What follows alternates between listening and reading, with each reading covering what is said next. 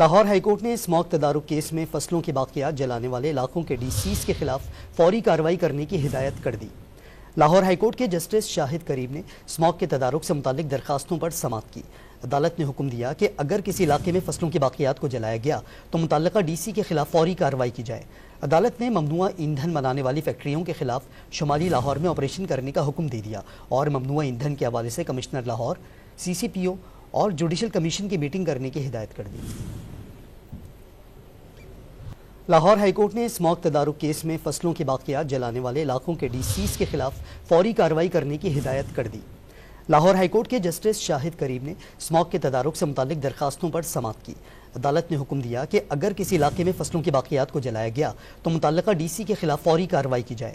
عدالت نے ممنوعہ ایندھن بنانے والی فیکٹریوں کے خلاف شمالی لاہور میں آپریشن کرنے کا حکم دے دیا اور ممنوعہ ایندھن کے حوالے سے کمشنر لاہور، سی سی پی او اور جوڈیشل کمیشن کی میٹنگ کرنے کی ہدایت کر دی۔